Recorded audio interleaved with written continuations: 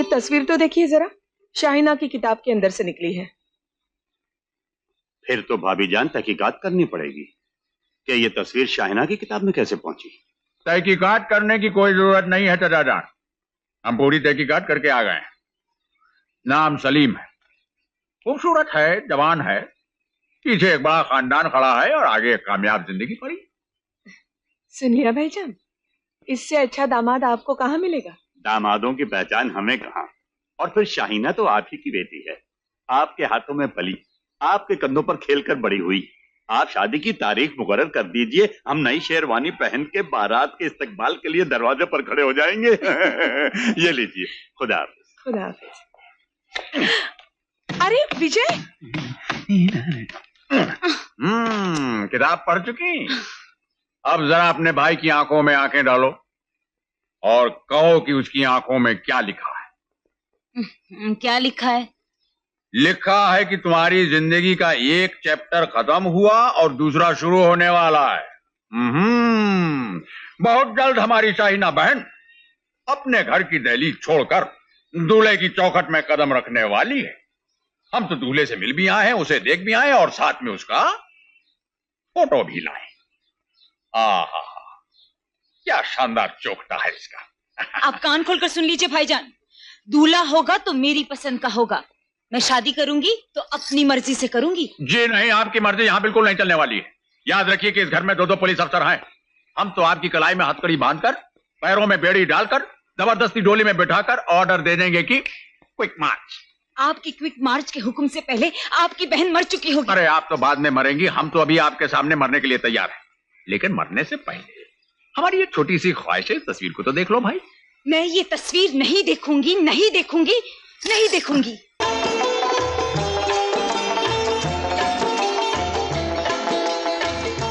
भाईजान, विजय कहाँ है?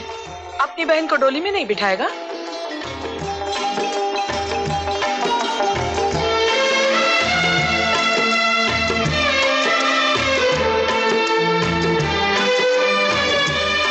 लो, तुम यहाँ खड़े हो, नीचे बाराती घर के सब लोग विदाई के लिए तुम्हारा इंतजार कर रहे हैं। यहाँ आंसू बहाने की बजाय नीचे चलकर बहन को रुखसत करो। ये मुझसे नहीं होगा चाचा जान। जिस बहन ने मुझे हंसना सिखाया, उसके सामने मेरी आंखों में इस तरह आंसू बहेंगे तो उसका क्या हाल होगा? देखो विजय, जो बहादुर होते हैं वो अपने आंसुओं को हंसी के पीछे पर्दे में छुपा लेते, जैसे कि मैंने छुपा लिए। चलो। आपने तो कहा था भाईजान, मेरी कलाई में हथकड़ी पहनाकर, पांव में बेड़ी डालकर, जबरदस्ती मुझे डोली में बिठाकर क्विक मार्च का हुक्म दे देंगे। चलिए, क्विक मार्च का वक्त आ गया।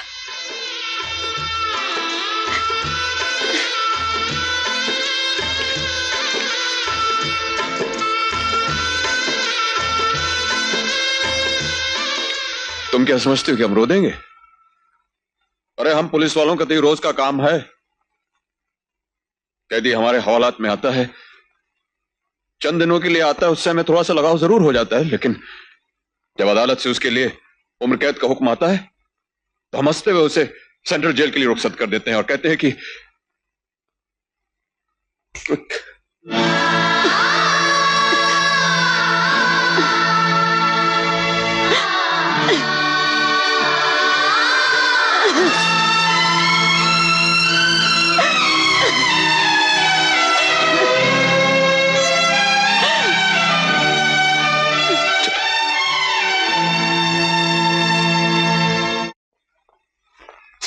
Massage parlour. दुकान का नाम रखा है चिक मसाज पार्लर। गलत, गलत है। अरे इसका नाम तो होना चाहिए परिस्तान। यहाँ बूढ़े से बूढ़ा आदमी आ जाए तो तुम्हारी जन्नत की हुरे उसे 10 मिनट में जवान बनाकर बाहर भेज देती है। वाह, मजा आ गया। Thank you. वाह, मजा आ गया। वाह, मजा आ गया। अरे बड़ी जैसे इसको मजा आ गया, कुछ हमको भी मजा आ जावे। I am direct from Hong Kong, मेरा वहाँ पे होटल है डिंग डोंग।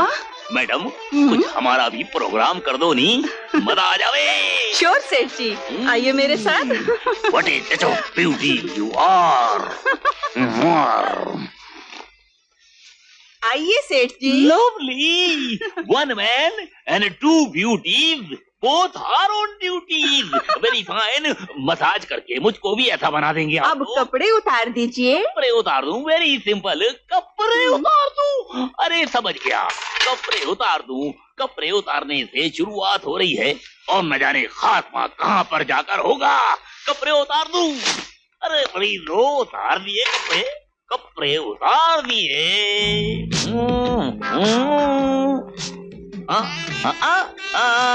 अब क्या करना होगा? आप टेबल पे लेट जाइए सेठ जी।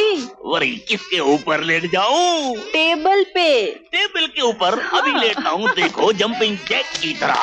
आई am a very good jumping jack. अब क्या करना होगा? अब आपका मसाज होगा।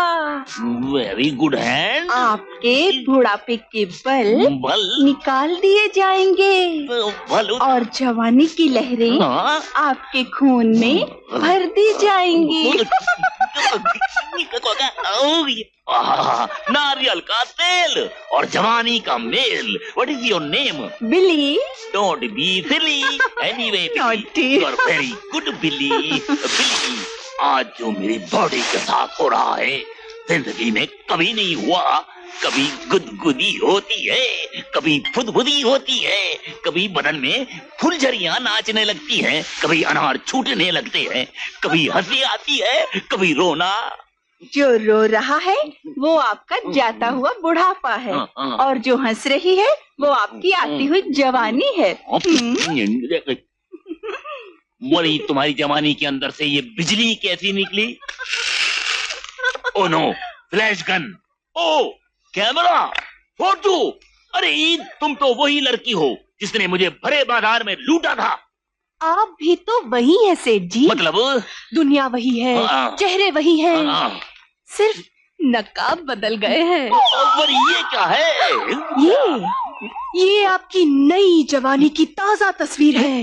आए हाय हाय, सेठानी जी कितनी खुश होगी इसे देखकर। अरे ये मुझको दे दो। तस्वीर आपको मिल सकती है, अरे दे दो, लेकिन इसकी कीमत होगी सिर्फ 5,000। इंस्पेक्टर साहब, नहीं हवलदार है। इंस्पेक्टर साहब हवलदार है। इंस्पेक्टर कहाँ है? अंदर है, अंदर है, जाइए। सो रहे, अंदर सो रहे, जाइए जाइए। अरे क्या कुंभकर्ण का ड्रामा हो रहा है जो सो रहा है? अरे जागो इंस्पेक्टर जागो। अरे झूलेलाल, इस शहर का क्या होगा? अरे बाहर चोर जागे हुए हैं, अंदर पुलिस सो रही है लंबे पैर करके। अरे सेठ जी, आप यहाँ फिर आ गए, ये क्या हाल बना रखा है आपने अपना? मैंने नहीं बनाया है, उन लोगों ने बनाया है मेरा यह हाल। इंस्पेक्टर, तुम्हारे इलाके के अंदर मैं दूसरी दफा लुटा हूँ। बद दफा साईं, बद दफा। अरे द्रौपदी की साड़ी तो कौरवों ने बंद दरबार में खींची थी। अरे आज की उन मॉडर्न कन्याओं ने खुले बाजार में मुझे नंगा कर दिया। अरे ये तो अच्छा है कि मेरे बदन पे कच्छा है, नहीं तो आज तो मेरा ओपन एयर कैमरे हो गया था। नहीं साईं? अरे मिट्टी के माधव की तरह वही तुम बैठे क्या हो यार? चलो चल के जल्दी से पकड़ो उनको, उन्होंने मेरी इज्जत लूटने की कोशिश करी थी। चलो भाई चलो। ठहरिए सेठ जी, कहीं जाने से पहले रिपोर्ट लिखवानी पड़ेगी। हाँ, ये बताइए कि रिपोर्ट लिखवाने वाले का नाम?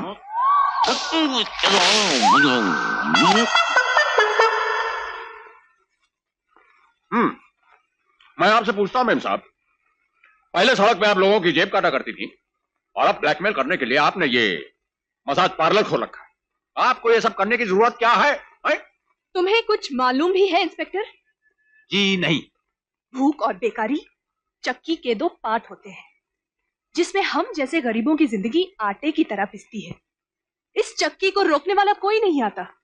हाँ, भाषण देने वाले बहुत आ जाते हैं, कभी लीडर का लिबास पहन के तो कभी पुलिस की वर्दी चढ़ा के। मगर आप लोग भाषण देने से पहले ये क्यों नहीं सोचते कि इस गरीबी का इलाज लेक्चर नहीं, पैसा है, पैसा। घर में मेरी माँ बीमार है, उसके इलाज के लिए मेरे पास पैसे भी नहीं हैं। अरे तो पैसा कमाने के लिए आप कोई नौकरी क्यों नहीं कर लेती हैं? सीधी सी बात है।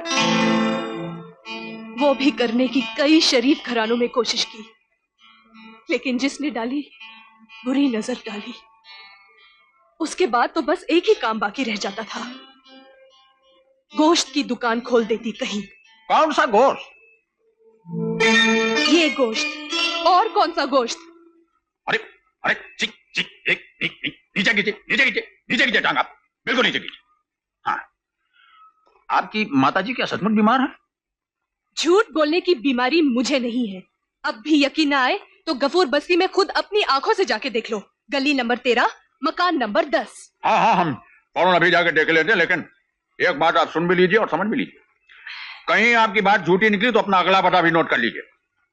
पुलिस थाना शैतान चौक, खोली नंबर 3। नंबर 3।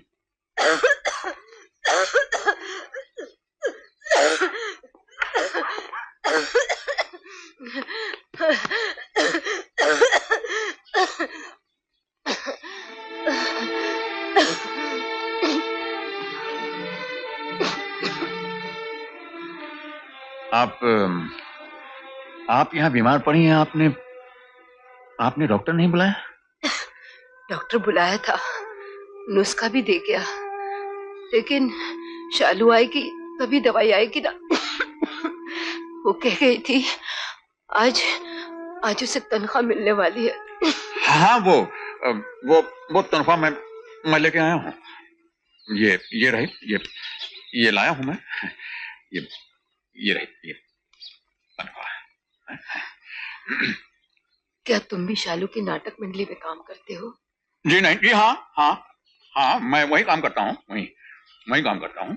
शालू को क्या है कि रिहर्सल में देर होने वाली थी और मेरे पास वक्त था, तो उसने मुझसे कहा कि तुम जाके माँ को पैसे दे देना। तुम बहुत अच्छे आदमी हो, पुलिस की वर्दी में लगते भी अच्छे हो। जब मेरी तबीयत ठीक हो जाएगी ना, तब मैं तुम्हारा नाटक देखने जरूर आऊंगी। हाँ, आइएगा, जरूर आइएगा। तो मैं अब चलता हूँ।